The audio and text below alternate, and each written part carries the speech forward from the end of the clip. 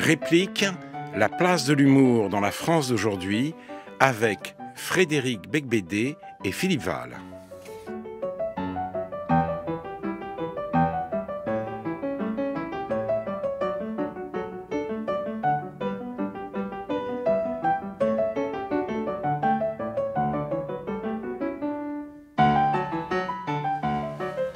Pour ouvrir cette conversation entre Frédéric Becbédé, dont le nouveau roman a pour titre un smiley, comme je crois qu'on dit, et Philippe Val, l'ancien directeur de Charlie Hebdo et de France Inter, qui a publié il y a peu un long et passionnant récit autobiographique, « Tu finiras clochard comme ton Zola ». Je voulais faire entendre la chronique qui a fourni le point de départ au livre où nous prévient Becbédé, toute ressemblance avec des faits réels ou des personnalités existantes pourrait révéler les limites d'un auteur sans imagination. Mais cette chronique est un peu trop longue pour une présentation. Alors je demanderai à Octave Parango, alias Frédéric Becbédé, à moins que ce soit le contraire, de nous raconter ce qu'il appelle lui-même son sabordage en direct. Que s'est-il passé ce matin-là sur France Inter? Alors, je suis arrivé sans texte. Normalement, ce qui se passe, c'est que les humoristes de 8h56 arrivent avec une feuille de papier qu'ils lisent en essayant d'être le plus naturel possible et souriant et frais, malgré l'horaire. Et là, c'était un peu l'inverse. Il faut dire que je n'avais pas de texte. J'avais donc pas mal bredouillé en direct. J'ai demandé aux participants à quelle heure ils s'étaient couchés, s'ils étaient contents de leur matinale qui se terminait, et je crois des questions météorologiques aussi, un petit peu comme ça avec des moments de flottement. Je pensais sincèrement que c'était une expérience à tenter, de sortir de la discipline et du professionnel, d'être un peu oisif et incompétent, pour changer, tout simplement, pour essayer autre chose. Ça n'a pas été très concluant, puisque j'ai été remercié en direct par l'animateur. Oui, alors donc, vous dites, je crois, que vous avez perdu votre texte. Mais ça, ce n'était pas vrai. Non, vous aviez choisi, effectivement, de venir sans texte et oui, d'improviser à vos risques et périls, en fait, pour tenter une expérience. Donc pour avoir une conversation normale, humaine, ce qu'on fait quand on arrive dans un endroit et qu'on voit des gens, on leur demande s'ils ont bien dormi, en gros, et si ça s'est bien passé, et qu'est-ce qu'ils font après. Les questions en fait de la vie quotidienne, au lieu de refaire toujours un peu le même billet sur un événement de l'actualité de la veille. Bon, et c'est vrai que c'était pas très sérieux, c'était même peut-être très paresseux, mais après ça a déclenché un phénomène qui s'est passé en deux temps. Il y a eu d'abord la meute, votre chère meute, qui a réclamé ma tête. Et puis c'était qui la meute? Beaucoup d'emails qui ont été envoyés à la médiatrice de... Ah oui, des emails d'auditeurs qui se disaient voilà, on se fout de notre gueule. Oui, c'est vraiment n'importe quoi, avec nos impôts en plus. Ah, oui, et puis la deuxième étape, c'est assez rapidement un coup de téléphone pour me dire qu'on arrêtait la chronique. Oui. Ce qui est pas très... Enfin, ce qui est peut-être normal, je sais pas. Ce qui m'a surpris en fait, c'est que... j'ai entendu récemment un chroniqueur qui s'exprimait de façon anonyme, parce qu'en ce moment, les gens n'ont pas trop le droit de parler de ce livre sur France Inter, et qui disait oui, Becbédé a fait de la merde, il a été viré, c'est normal. Mais ça m'a surpris parce que il y a une grève, comme vous le savez, à Radio France, où on réagit contre la suppression de 200 postes. Mais alors, donc ces gens ont légitimement raison d'ailleurs de s'élever contre ça. Mais quand moi je suis viré, tout d'un coup, les rebelles deviennent ultra-libéraux et estiment que c'est, alors là, pour le coup, pas du tout une raison de faire la grève. Alors, Philippe Val, je l'ai dit tout à l'heure, vous avez été directeur de Charlie Hebdo. D'ailleurs, nous en parlerons. Journal satirique, journal voué à l'humour, mais aussi directeur de France Inter. Et d'ailleurs, à la fin de votre livre, « Tu finiras clochard comme ton Zola », vous parlez de cette expérience assez étrange. Vous dites d'ailleurs qu'elle mériterait un anthropologue. Mais imaginez que vous ayez été encore directeur de France Inter le jour où Beigbeder fait cette chronique. Quelle est votre réaction? Est-ce que vous le convoquez dans votre bureau pour lui remonter les bretelles? Est-ce que, devant l'abondance de ce courrier mécontent, vous le congédiez? Voilà. Philippe Val, directeur de France Inter, que fait-il? Alors, c'est un peu comme quand on vous demande, pendant la guerre, est-ce que vous auriez été résistant au collabo? Oui, mais enfin, c'est vrai. C'est à peu près, c'est vrai que c'est aussi grave. Oui, la gravité en... Enfin, bon. Oui, parce que résistant au collabo, c'est aurais-je eu le courage de risquer ma vie. Risquer ma vie. Je me suis séparé, c'est le cas de le dire, c'est un euphémisme, d'humoristes, plutôt pour ce qu'ils avaient dit que pour ce qu'ils n'avaient pas dit. En l'occurrence, Frédéric Beigbeder n'a pas dit grand-chose. À ce moment-là, il a exprimé quelque chose, il a exprimé un vide. Je pense honnêtement que je l'aurais convoqué dans mon bureau et je lui aurais dit, enfin, quelqu'un qui sait faire des choses comme tu sais faire, c'est quand même un peu dommage de griller les 3 minutes. Profites-en, la personne a compris. Le minimum, c'est d'être compris. Enfin, la majorité n'a pas compris. Je ne sais pas, mais je pense que je ne l'aurais pas viré parce que j'écoutais ses chroniques inégales, mais j'aimais leur inégalité. J'aimais le fait qu'ils soient extrêmement fragiles, alors que ses collègues sont extrêmement solides. Ils sont appuyés sur une opinion, ils sont appuyés sur une esthétique, si on peut dire. Ils sont appuyés par une pensée commune, sur une pensée commune qui les renforce. Et Frédéric était dans la fragilité d'une feuille au vent, et j'aimais beaucoup cette fragilité. Je la trouvais assez poétique. À la fin d'un 7-9, qui est un exercice sérieux, une messe, un rituel. Et sa chronique n'était pas un rituel.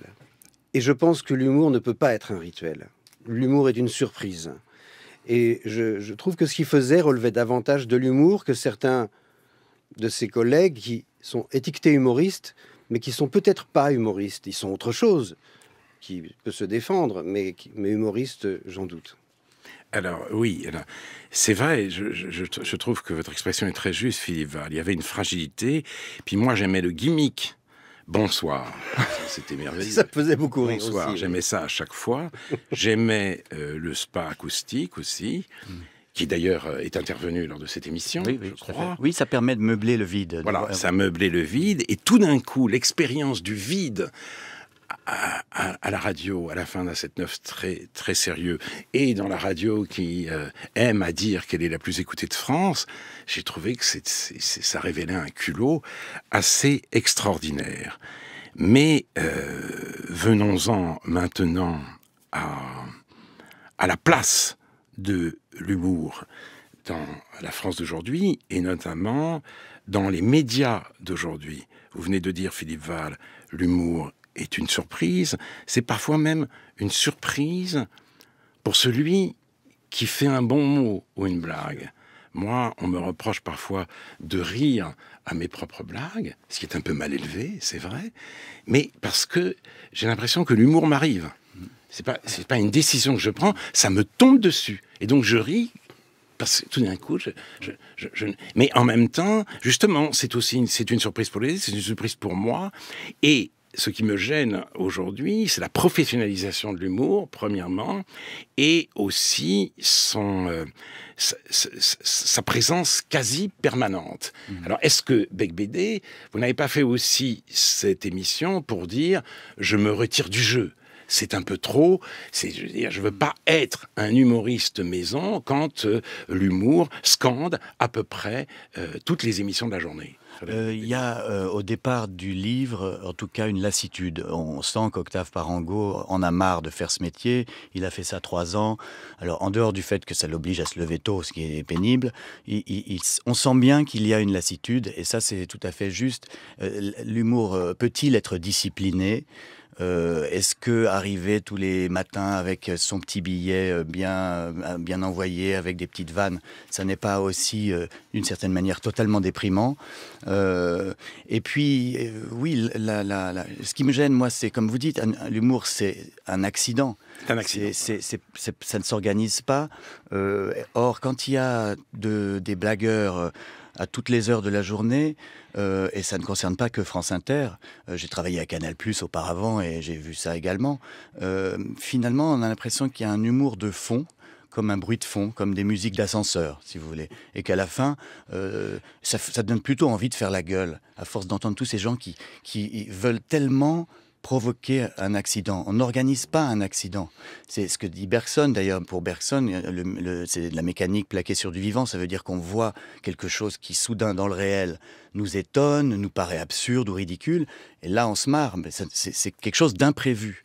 L'humour prévu à heure fixe et à horaire organisé, il y a quelque chose qui ne va plus et qui, en plus, alors c'est un peu la thèse défendue par ce cher Octave, en plus, dans une époque et dans une société sans idéologie, sans idéal, cet humour omniprésent prend le pouvoir et devient le pouvoir central. Oui, vous dites, il y avait le bouffon du roi, et maintenant le bouffon est devenu roi. Oui. Et c'est lui qui organise les plaisirs. Mais en vérité, ça se constate véritablement par des élections de comiques à la tête de pays. On n'est plus en train de parler de choses... de théorie, là. Il y a véritablement un comique qui est président de l'Ukraine, un autre comique qui a gagné les élections en Italie, Beppe Grillo, c'est Beppe ça. Grillo, et puis vous avez un pareil en Slovénie, et on peut presque dire que Boris Johnson a été élu aussi parce que c'est Oui, un et là, clown. Boris Johnson faisait des blagues, il jouait les clowns, mais enfin, dans une conférence en Australie, il a récité un nombre considérable de vers de l'Iliade en grec. Donc, il ne fait pas non plus oublier sa culture. Et la comparaison entre Trump et Boris Johnson me semble assez injuste pour Boris Johnson, parce que Trump, lui, affiche son ignorance totale. Il a peut-être de bonnes intuitions politiques, j'en sais rien. Mais c'est pas tout à fait le cas de Boris Johnson. Non, mais ce qui est Donc, voilà intéressant, pourquoi c'est que dans les grandes démocraties, on est face à un problème parce que quand on doit débattre avec un clown, forcément la personne sérieuse tout de suite devient sinistre et on a envie de voter pour l'autre. Alors, oui, Philippe Val, vous vouliez intervenir? Oui, je voudrais juste rappeler que on ne doit pas réagir nerveusement aux mails d'auditeurs. Je m'en étais fait une règle. J'avais lancé et produit une série de nombreuses émissions dans le plus grand mystère. J'avais caché à toute la chaîne que je préparais ça avec Zabou Bretman et Laurent Lafitte. On avait fait une émission qui s'appelait « À votre écoute, coûte que coûte » et qui m'a valu 1 millier, peut-être 2000 mails d'insultes dès le premier jour, avec toutes les organisations représentatives de minorités ou de communautés. Et ça s'est arrangé. Ça s'est arrangé. Voilà. Il faut que l'humour vraiment soit une surprise. Et quand, Frédéric, vous dites que on est dans un siècle sans idéologie, moi je suis pas du tout d'accord avec ça. Je pense qu'on est que l'humour précisément est extrêmement idéologique, et que s'il n'est pas idéologique, c'est-à-dire prévu, programmé, avec ses têtes de Turcs officielles, toujours les mêmes, il n'a pas droit de citer. Il n'a pas droit de citer. Il ne vient pas chez Yann Barthès, il vient pas chez France Inter, il vient pas là au Place to Be. Il n'y va pas. Il y a un conformisme. C'est étrange, mais c'est comme ça. Il y a un conformisme de l'humour, enfin de ce qui est affiché comme étant de l'humour, une fois de plus, qui est au contraire très idéologique. Oui, c'est vrai. C'est-à-dire que quand on dit avec nos impôts, quand les mails disent avec nos impôts, vous payez ça. Oui, mais avec vos impôts, vous payez un humour dont les frontières idéologiques vont de la France insoumise au Parti communiste. Et tous les Français payent pour 3 ou 4% de la population qui adore ça. Oui, c'est un conformisme déguisé en impertinence. C'est ça. C'est vrai. Et un peu aussi, il arrive qu'on rit avec les loups. C'est-à-dire, on rit de la situation de Balkany. Il a une occlusion, il est à l'hôpital, mais tout le monde s'en fout, c'est bien fait pour lui. Et moi, ce qui me frappe aussi, pour aller dans le sens de Philippe Val, en fait, c'est, avec cet humour omniprésent, la réduction du territoire du risible. C'est-à-dire, on ne rira pas, par exemple, de celles et ceux dans tous les discours. Or que ça prête à rire, celles et ceux, de la féminisation des noms. Écoutez, Mona Ozouf m'a dit l'autre jour qu'elle a vu dans un journal suisse les nazis et les nazis IES. Elle a lu aussi le massacre des juifs et des juives. Mais ça donne envie de pleurer, mais c'est absolument tordant aussi. Et on ne rit pas, par exemple, on n'ira jamais du sigle LGBTQI. C'est un peu curieux, c'est les gens LGBTQI, par exemple. Donc, on ne rira jamais de la violence du rap, de l'homophobie, du sexisme du rap, ou de la débilité du rap. Ce serait absolument impossible. Je ne donne là que quelques exemples. Donc, c'est vrai, cette société est un peu nihiliste. Beigbeder a raison, et en même temps, elle affiche son progressisme. Et d'ailleurs, la directrice de France Inter a dit à plusieurs reprises qu'elle dirigeait une radio progressiste. Elle l'a dit à Yann Barthès, et elle l'a dit dans un entretien aux Échos. Oui, nous ne sommes pas une radio de gauche, mais nous sommes une radio progressiste, nous défendons les valeurs progressistes. Et là, on se dit, justement, avec les impôts, tout le monde n'est pas progressiste au sens que le mot a pris aujourd'hui. Peut-être sur ce point-là, je voudrais quand même défendre Laurence Bloch, puisqu'elle m'a embauché. Donc ça veut dire qu'elle savait qu'elle embauchait quelqu'un qui travaille au Figaro Magazine et qui écrit des livres satiriques. Et donc je pense qu'ils ont conscience du problème. Et j'en ai parlé souvent avec des gens de France Inter. Ils savent que c'est un peu trop uniforme. C'est pourquoi, par exemple, celui qui me remplace, Chris Esquer, ne fait que de l'humour absurde et complètement surréaliste. Et je crois qu'ils essaient un petit peu d'être éclectiques. Et c'est vrai que sinon, et oui, pour l'instant, ça n'est pas encore tout à fait au point. C'est vrai qu'on a l'impression, effectivement, qu'il y a des boucs émissaires. Moi, c'est quelque chose qui me dégoûte quand on entend toute la journée du mal de la même personne qui vient d'être incarcérée, par exemple Carlos Ghosn ou Patrick Balkany. Mais il y a d'autres exemples. Je parle dans mon livre d'un billet d'humour avec Marine Le Pen, où Marine Le Pen n'ayant pas voulu rester dans le studio, on met un barbu avec une perruque blonde pour écouter la chronique à sa place. Rachida Dati qui est partie. On sent que c'est toujours un peu quand même orienté dans le même sens. Il y a aussi un épisode que vous racontez qui est absolument stupéfiant. C'est le sort réservé à Darmanin. Oui, qu'est-ce qui s'est passé exactement? Alors ça, j'ai trouvé que c'était une ignominie, je le dis, parce qu'il venait d'avoir un non-lieu après une plainte pour viol. On ne peut pas trouver plus grave pour un homme politique. Et immédiatement, les comiques ont rappelé ça, en rappelant qu'il avait eu une plainte pour viol. Ils ont dit qu'il avait eu un non-lieu, mais je veux dire, c'est rappeler à tous les auditeurs ce que Darmanin aimerait faire oublier, sans doute. Et donc il y a quelque chose... Et surtout, Darmanin a été extraordinaire, parce qu'il a dit...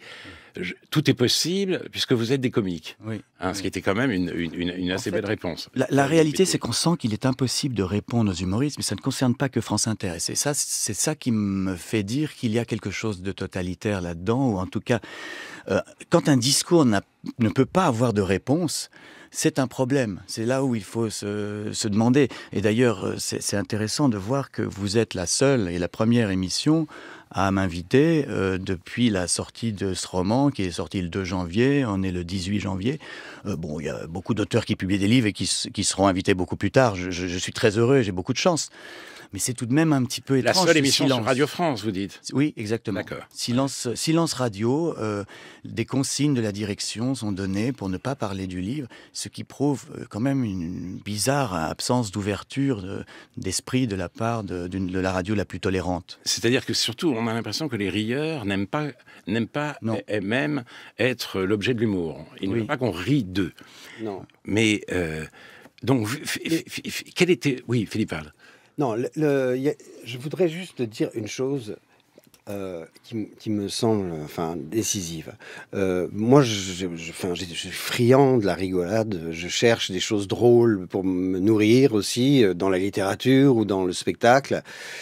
Et j'ai vu tous les films de Lubitsch, pour moi, qui sont les merveilles d'invention et d'élégance et de rire à se rouler par terre. Et, Shop Around the Corner, voilà, un des plus beaux films de l'histoire du monde. Voilà. Et je voudrais dire une chose, c'est que le pamphlet a été un genre mineur dans la littérature pendant très longtemps. Il a eu vraiment une grande vogue pendant l'affaire Dreyfus. Je dis pas, évidemment, que tous les pamphlétaires sont antisémites, mais le genre pamphlet porte en lui l'antisémitisme comme la nuit et l'orage. Bon. Avant la guerre, avant la Seconde Guerre mondiale, le pamphlet est devenu un genre littéraire à part entière, grâce notamment à Céline. Et aujourd'hui, le pamphlet consiste à faire sortir l'autre de l'humanité. C'est ça le pamphlet. C'est une forme, entre guillemets, comme on dit maintenant, d'humour qui consiste à faire sortir l'autre de l'humanité. Les années 30 ont été travaillées par le pamphlet. Et c'était un terrain préparatoire au pire. Après la guerre, on s'est dit, il faut qu'on fasse une société différente. Je pense que le pamphlet aujourd'hui est revenu dans toute sa force. Et quand vous parlez des gens qui sont des têtes de Turcs, de chez les humoristes, ça relève du pamphlet. C'est profondément d'extrême droite. Alors que ça se veut d'extrême gauche. Bien c'est ça sûr, que vous dites. mais c'est profondément d'extrême droite. Oui, c'est vrai d'ailleurs. Le pamphlet veut sortir de l'humanité. Alors je reviens sur ce terme de progressiste, donc revendiqué quand même par la directrice de France Inter, même si elle essaye de contrebalancer cette tendance, mais le progressisme n'a qu'un adversaire, le réactionnaire. Et qu'est-ce que le réactionnaire? C'est le survivement déplorable d'un monde condamné. C'est un vivant qui ne devrait pas être là. C'est un mort qui sait pas. C'est un vivant qui ne sait pas qu'il est mort. Donc il y a quelque chose là d'une sortie de l'humanité. C'est vrai. On voudrait un monde sans lui. Voilà, on voudrait un monde sans lui. Il est là, c'est pas un accident, mais c'est un scandale. Son existence est un scandale. D'accord. Mais alors, vous parliez du pamphlet, Philippe Val, mais il y a aussi ce genre de la satire. Et vous avez dirigé un journal satirique qui était quand même condamné à la blague, au dessin souvent méchant, parce qu'un dessin satirique n'idéalise pas son objet. Hein, c'est pas du Botticelli. Et donc, comment vous débrouillez-vous avec ça, avec cette contrainte d'être drôle et aussi, journal bête et méchant, cette contrainte d'être méchant. C'est pas le pamphlet, mais ça vous enfermait malgré tout. C'est vrai, et c'était très difficile. C'était très délicat. Ça faisait le sujet d'énormément de discussions en conférence de rédaction, de dessins refusés qui provoquaient des scandales au sein de la rédaction, de dessins qui passaient et qui étaient parfois très injustes. On essayait de faire en sorte que la caricature soit polémique et non pas pamphlétaire. Parce que la polémique fait rentrer l'autre dans le débat. D'une certaine façon, il lui accorde en permanence son humanité et le droit de répondre d'une certaine façon. L'idéal de la caricature, c'est une caricature qui est polémique. C'est pas une caricature qui est pamphlétaire.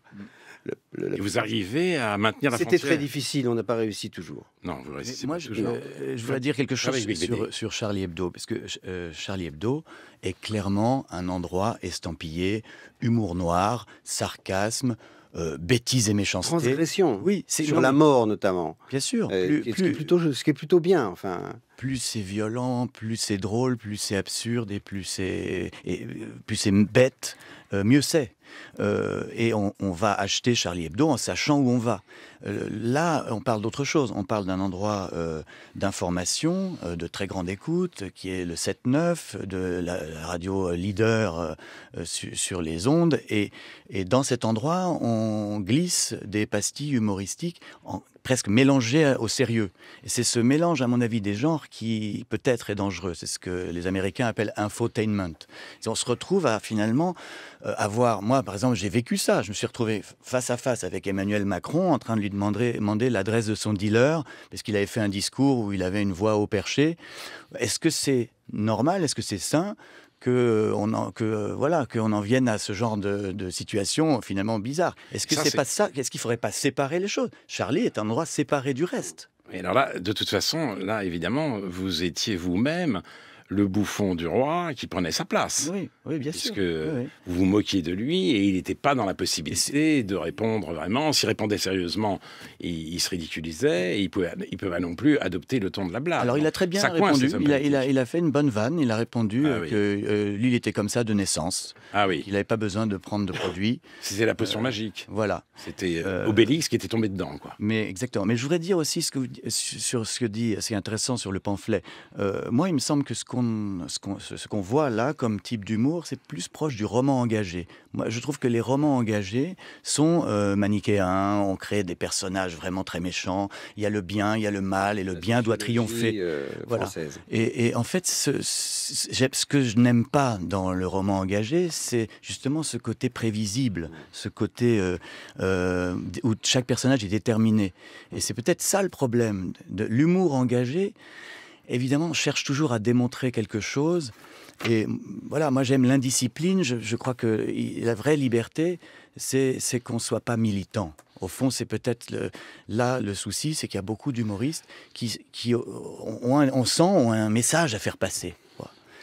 Et un message qui est toujours le même, parce que parmi les choses dont on ne rit pas, personne ne songerait sur France Inter, ni même ailleurs, à rire de la dévotion planétaire dont est l'objet une adolescente suédoise qui a déclaré notamment: la crise climatique ne concerne pas seulement l'environnement, c'est une crise des droits de l'homme, de la justice et de la volonté politique. Des systèmes d'oppression coloniaux, racistes et patriarcaux l'ont créé et alimenté. Nous devons les démanteler. Voilà. Et personne ne prend... la pauvre, il ne s'agit pas de l'accabler, mais personne ne s'interrogera sur ce phénomène où les adultes, abdiquant toute responsabilité, là aujourd'hui, on parle beaucoup de la responsabilité des adultes pour une autre affaire, mais face justement à une jeunesse qui est peut-être conditionnée, on ne dit plus rien. Or, cela prête à réflexion et peut-être à rire, sauf que le rire engagé ne veut pas entendre ça. Il a fallu quand même des siècles et des siècles pour arriver à ce que dans un petit coin du monde, l'école soit gratuite, laïque et obligatoire. Voilà. Et on fait un triomphe à une jeune femme qui dit qu'il faut faire la grève de l'école pour sauver la planète. Mais c'est une horrible chose, puisque la pire des injustices et la pire des violences, c'est l'ignorance. Donc, il y a quelque chose déjà là qui est épouvantable. Je voudrais juste revenir un moment sur l'histoire du pamphlet. Le pamphlet, c'est un enfant de la terreur. C'est un enfant des listes de gens à condamner.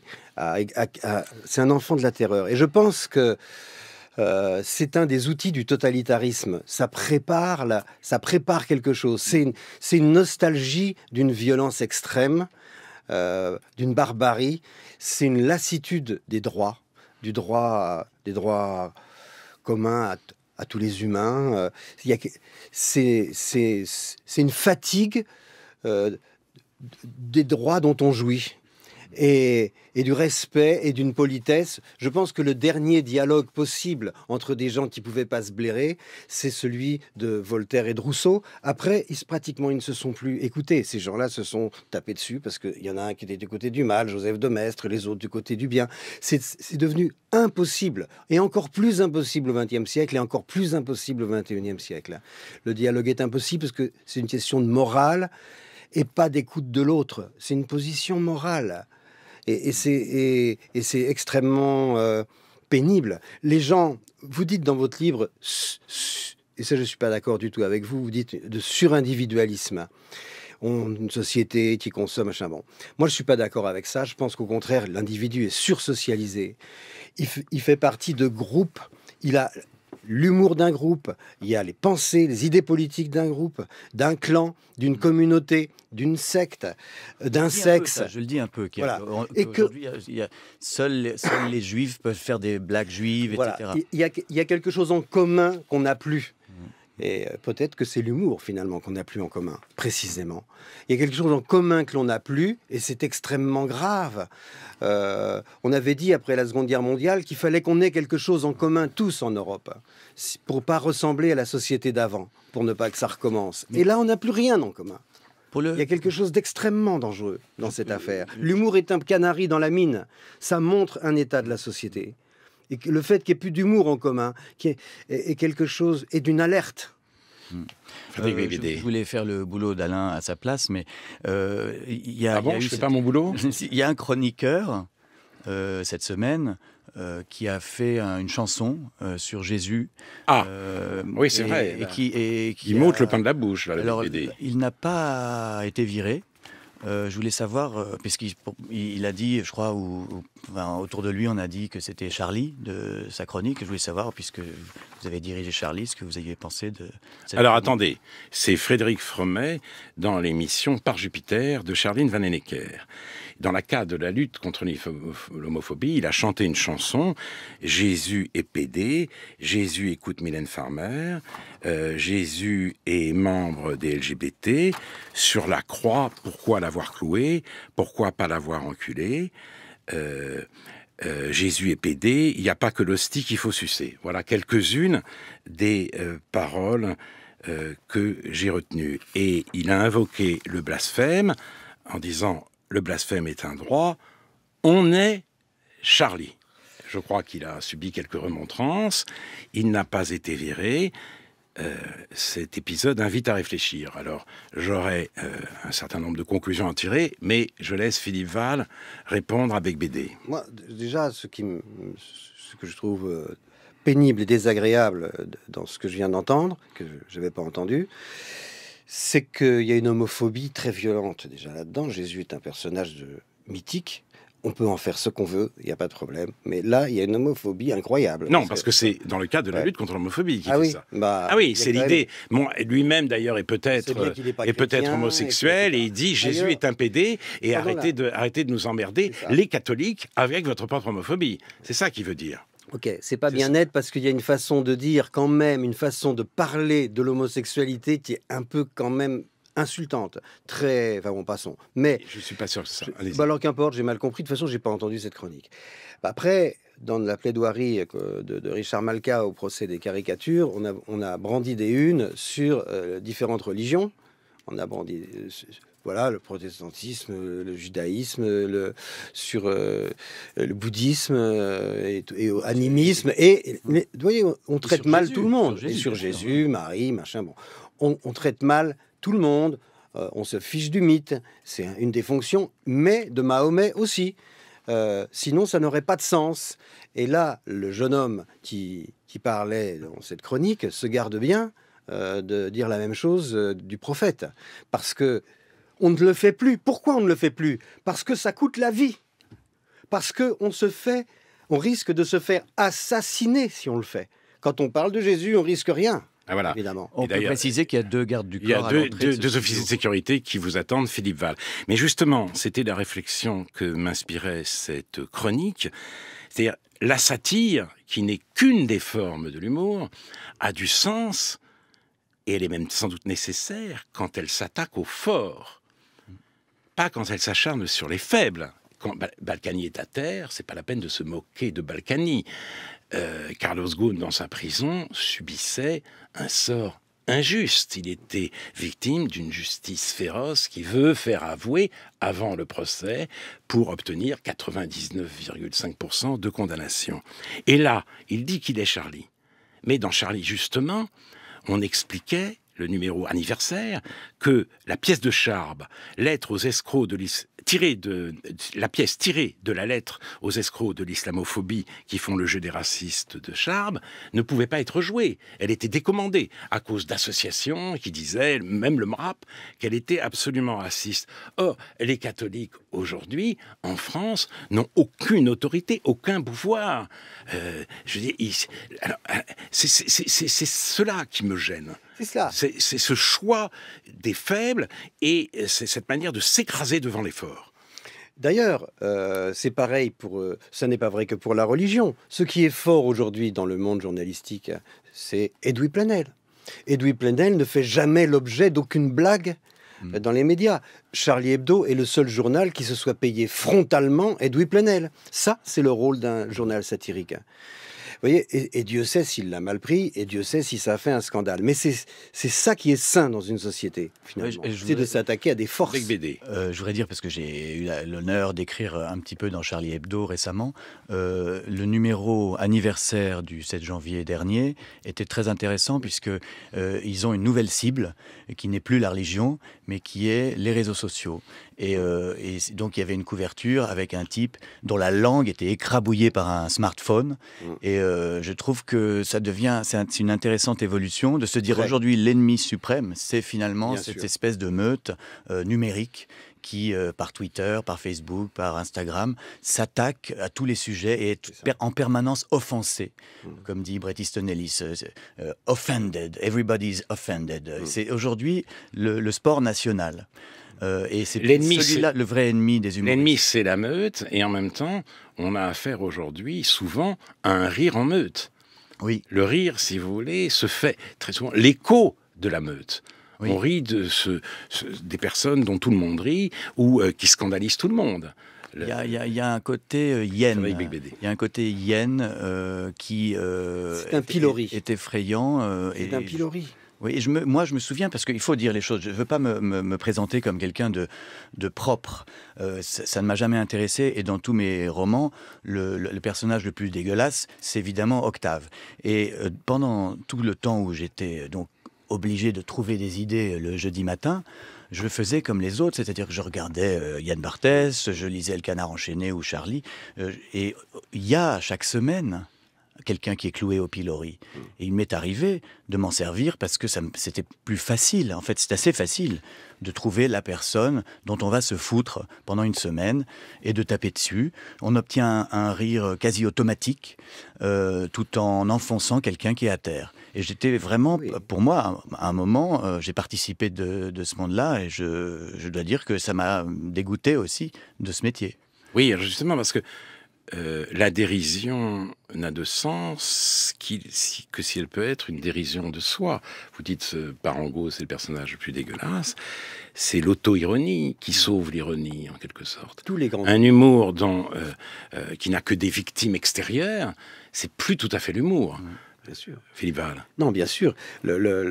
L'humoriste, c'est quelqu'un qui fait rire avec ses failles. Et à ses propres dépens. À ses propres dépens. Et qui fait penser à des tas d'autres gens. C'est pour ça que ça fait rire. Mais, et que ça fait rire d'un rire de surprise. On se retrouve dévoilé par les failles de l'humoriste. Oui, par ses faiblesses. Par sa bêtise aussi. Je dis ça parce que c'est quelque chose qu'on me reproche pas mal. Je lis un peu partout que, oui, il critique le rire, mais il en a énormément profité. Et ça a été, oui, effectivement, ma génération, c'est la génération de la dérision. Et j'essaie d'analyser et de faire un bilan de ça. À quoi ça nous a amené, au fond, d'être constamment ironique depuis 40 ans ? Un peu dans une impasse. Pendant ce temps-là, le monde ne change pas. C'est-à-dire que le ricanement a remplacé la culture. C'est ça le problème. Oui. Et ça, je sais que vous venez de Canal, l'époque Canal. Moi, je pense que Canal a été un moment décisif dans l'histoire culturelle de la France d'après-guerre. C'est le moment où, officiellement, le ricanement a remplacé la culture. Ça me fait penser à cette très belle phrase de Jean d'Ormesson. La dérision règne partout, elle a remplacé la gaieté. C'est vrai. Oui, oui, oui. Et peut-être la culture aussi. Oui, mais alors justement, est-ce que c'est pas l'humour d'après l'humour, le rire d'après l'humour? Et là, j'élargis un peu les choses. J'ai trouvé une blague extraordinaire à la fin de votre livre. Tu finiras clochard comme ton Zola, Philippe Val. Et je lis la blague. Hein. Attention, parce que quand on dit que la blague va être extraordinaire, on met une grosse pression. Oui, mais je pense qu'elle est extraordinaire. On n'éclate pas de rire, hein, mais elle est extraordinaire. 2 Juifs morts à Auschwitz évoquent leurs souvenirs en rigolant dans un coin tranquille du paradis. Tu te souviens quand Léon a voulu s'échapper et s'est électrocuté contre la clôture ? Oui, oui, répond son ami entre 2 hoquets de rire. Et quand on est sorti un matin du cabanon et qu'on a découvert les 12 pendus qui se balançaient dans la cour, et il riait de bon cœur. Dieu, attiré par la bonne ambiance, s'était approché pour écouter. Il était scandalisé. Mais ça va pas, non ? Ce que vous racontez n'est pas drôle du tout. Qu'est-ce qui vous fait rire là-dedans ? Les 2 amis lèvent la tête vers Dieu et le regardent en silence quelques secondes avant de lui répondre. Tu ne peux pas comprendre, tu n'étais pas là. Hein, c'est extraordinaire quand même. C'est vrai, on éclate, on se bidonne pas. Oui, mais c'est quand même une blague qui donne à penser. Quoi. Bien sûr. Et on s'interroge, effectivement. Les humoristes sont omniprésents, mais est-ce que le rire n'est pas en train de tuer l'humour ? C'est un vertige, le rire. Le rire est un vertige. Ça n'est pas une leçon de morale, le rire. Le rire bouscule profondément notre morale. Oui. Et si ça la bouscule pas, eh bien c'est fichu, c'est pas bon. Et j'ai l'impression qu'en fait, on leur demande un travail impossible. C'est pour ça que je voudrais prendre la défense des humoristes, parce que l'ayant fait pendant 3 années, je peux vous dire, on est angoissé à partir d'une semaine avant. Pour 3 minutes, on peut avoir des nuits blanches. Mon livre raconte comment Octave ne trouve pas d'idées pendant toute la nuit et est totalement désespéré. C'était vrai, ça? C'est très très difficile. C'est un métier quasiment impossible. Et l'autre chose qui est vraie, c'est que pour moi, l'humour, c'est le doute. C'est-à-dire, c'est de tout d'un coup avoir cette impression que on ne sait plus très bien. Et quand vous parliez de fragilité, quoi. Et là, le problème, c'est que en fait, une solution à l'angoisse de l'humoriste, c'est de prendre des sujets d'actualité et d'aller dans le même sens que les autres. C'est un peu une solution de confort. Quand douter à l'antenne, c'est pas très facile, c'est pas très audible. Ça devrait tout le temps être le cas, mais finalement, une solution de facilité, c'est de devenir un militant de quelque chose. Voilà, donc de sauver la planète, sauver les migrants, Voilà, c'est ça. protéger les pauvres. Et finalement, vous avez des gens qui, sincèrement, croient qu'ils sont drôles, alors que finalement, simplement, ils expriment une pensée politique. C'est même bizarre que Philippe Verle. autant de gens qui prétendent, des gens enfin ordinaires comme nous, qui prétendent sauver la planète, déjà c'est un sujet d'humour à travailler extraordinaire. Oui. Voir toutes ces petites personnes dont nous sommes dire « moi je vais sauver la planète », c'est quelque chose qui devrait être exploité dans l'humour. Là, en l'occurrence, ça ne l'est pas beaucoup. Et c'est bien dommage. Et ça pose une question. Parce que on est dans la métaphysique, on est dans quelque chose de pas raisonnable. Oui. On est dans un au-delà du réel. L'humour nous fait descendre sur Terre brutalement, d'une façon très jouissive aussi, hein, mais c'est une joie un peu tragique toujours, l'humour. Et voilà, on peut toujours en parler pendant des heures, c'est très difficile d'en faire. Mais bien sûr, beaucoup plus facile d'en parler. Il n'y a pas plus ennuyeux qu'une émission sur l'humour. Mais non, rassurez-vous, cette émission est absolument palpitante. Mais ce que je me disais, pour rehausser le niveau philosophique de oui, je suis un peu désolé, notre conversation, je plafonne. Comment on fait quand on veut faire de l'humour et en même temps être dans le camp du bien? C'est ça le problème. Voilà. On parle beaucoup de la bien-pensance. Moi, j'espère que le bien triomphera du mal. Je ne suis pas pour la destruction de la planète, loin de là. Mais effectivement, le malheur est plus drôle que le bonheur, si vous voulez. Il y a des musiciens, des peintres, mettons, qui sont de gauche, d'autres de droite, je ne sais pas, on n'en sait rien. Mais ça n'empêche pas ces peintres qu'on puisse ignorer devant leur toile qu'ils aient été de droite ou de gauche, mais être subjugués par la beauté des couleurs. Vous, par exemple, vous êtes un enfant de Des-Esseintes, peut-être, d'une certaine façon. Moi, plutôt Jean Valjean. C'est deux courants très différents de la littérature. Je vous le confirme. Pourtant, c'est un roman très engagé, Les Misérables. Oui, mais j'aime Les Misérables profondément, parce que c'est un roman chaotique. Chaotique. C'est un roman chaotique, oui, merveilleusement chaotique. Et bon, enfin, voilà, moi, c'est plutôt Hugo, vous, c'est plutôt Huysmans. Bon. Mais ça ne nous empêche pas d'aimer les deux, sans doute, et d'être d'accord sur le geste artistique. Le geste artistique de l'humour, dont on n'est pas forcément capable nous-mêmes, mais qu'on admire profondément. Alors, vous dites, vous êtes Hugo, et vous dites que Beigbeder, c'est Huysmans. C'est Huysmans. Alors, moi, je vais aussi décliner mon identité. C'est question humour, c'est un peu Suran, qui est un auteur très drôle. Comme il est sur la sellette aujourd'hui, je voudrais lui rendre hommage. Quand vous dites Beigbeder, le malheur nourrit l'humour. Et le malheur, il y a la finitude, la condition humaine, l'absurdité de la condition humaine. Il écoute la radio, Suran. Alors, il n'a pas fait une chronique, mais c'était très court. Ce matin, après avoir entendu un astronome parlant des milliards de soleils, j'ai renoncé à faire ma toilette. À quoi bon se laver encore? Ça, c'est... Et... c'est très Woody Allenien, ça. Oui, absolument. Aphorisme. Exactement, exactement. Et c'est aussi Kundera qui, dans les Testaments trahis, et là vous dites, Beigbeder, l'humour, c'est le doute. Voilà ce qu'écrit Kundera. L'humour, l'éclair divin qui découvre le monde dans son ambiguïté morale et l'homme dans sa profonde incompétence à juger les autres. L'humour, l'ivresse de la relativité des choses humaines, le plaisir étrange issu de la certitude qu'il n'y a pas de certitude. Mais l'humour, pour rappeler Octavio Paz, est la grande invention de l'esprit moderne. Il n'est pas là depuis toujours, et il n'est pas là pour durer pour toujours non plus. Et le rire, oui. Mais voilà, le rire qui survit à l'humour. Est-ce que nous ne sommes pas un peu dedans aujourd'hui? Le problème, c'est que l'humour ne peut pas être une profession.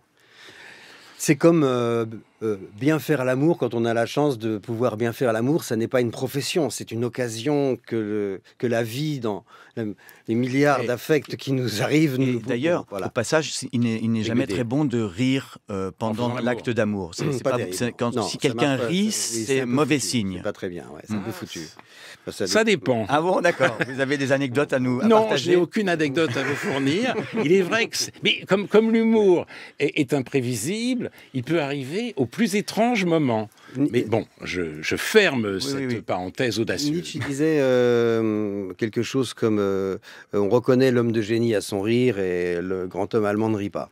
Bon, ce n'est pas très sympa pour les Allemands, mais il y a quelque chose de vrai, de profondément vrai là-dedans. Une œuvre vraiment géniale.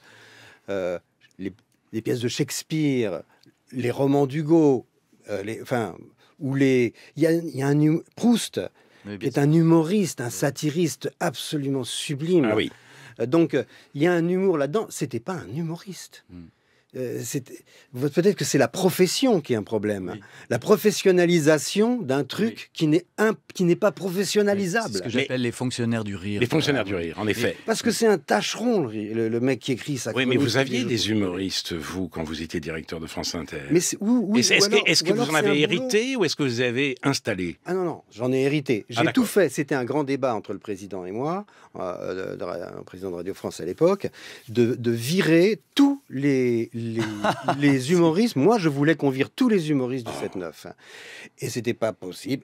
Qu'ils aillent ailleurs sur la chaîne, on aurait fait une émission quelque part, mais pas là. Pas là pour répondre à ce que disait Frédéric Berbédé, pour mélanger, de façon à ce que le travail d'information... Moi, j'ai vu des ministres très courageux qui n'avaient pas dormi de la nuit parce qu'ils avaient des réunions et puis qui arrivaient le matin à 8 heures après avoir dormi 2 heures et qui, un quart d'heure avant leur interview politique, subissaient une chronique, mais insultante, dégradante. Donc, je disais, mais c'est plus possible. On est une radio de service public. Les hommes politiques doivent pouvoir être légitimés. Ils viennent du suffrage universel. On est dans une démocratie. Alors, je sais que c'est une langue de bois que je suis en train de... Bon, mais néanmoins, il était indispensable que leur discours soit entendu. Et un peu... entendu, écouté même, et compris. Là, c'était plus possible. Ils étaient tétanisés, ce qu'ils disaient était tourné en dérision. C'est fichu. Vous voyez, c'est très dangereux, c'est très antidémocratique. En quelque sorte, c'est comme si la rue, l'humour, c'est l'opinion de la rue, d'une certaine façon, était sans cesse en train de juger et de discréditer le suffrage universel. C'est vraiment la rue contre le suffrage universel. Et le problème que pose cet humour-là, c'est qu'il fait penser que la rue, c'est le peuple. Mais la rue, ça n'est pas le peuple. La rue, c'est 20 000 personnes dans un pays de 66 millions d'habitants. Et vous voyez, il y a cette confusion qui va nous coûter très cher. Oui. Qui commence déjà à nous coûter très cher. Cet humour d'après l'humour contribue à discréditer, je vais dans votre sens Philippe Val, la démocratie représentative. Oui, c'est ça. Tout ça pour une démocratie participative qui donne la Corée du Nord, si vous voulez. Quelqu'un avait dit ça courageusement sur l'antenne de Canal+, il y a quelques années, c'est Édouard Baird. Édouard Baird, tout d'un coup, après avoir vu un reportage, je ne sais plus sur quel homme politique, avait dit, écoutez, moi je trouve qu'il y a un mélange qui est dangereux, on devrait séparer les choses, on devrait écouter les hommes politiques qu'on a élus et qui proposent des réformes, on devrait les écouter sérieusement, et puis ensuite mettre la dérision ailleurs, pas forcément mélanger les deux. Et c'était une des premières fois que quelqu'un a dit ça, et je lui rends hommage. C'est vrai que ça paraît tout de suite rabat-joie de critiquer l'humour. C'est quasiment impossible à faire. Hein. Critiquer l'humour, c'est s'attaquer au pouvoir le plus sacré, notamment depuis le 7 janvier 2015. Alors, justement, mais d'autres l'ont fait avant vous, et notamment un écrivain très drôle, Raymond Queneau. Il y a de la drôlerie chez Queneau. Or, dans un livre intitulé Le voyage en Grèce, c'est un recueil d'articles. C'est un article publié en 1938. Ce à quoi n'échappent pas nos humoristes modernes, c'est à se considérer comme des gens épatants. Tout ce qui est grand ayant été nié, il ne reste plus qu'eux. Et il dit, il est une force qui tente à tout déprécier, à tout abaisser, et l'on y vient prêter aide. Les médiocres ne peuvent tolérer qu'il puisse exister parfois quelques grandeurs, les humoristes non plus. Et c'est vrai, donc ça c'est une pulsion démocratique aussi. C'est-à-dire une espèce d'égalisation. On décapite tout ce qui dépasse. Et peut-être que les humoristes satisfont ceux d'aujourd'hui.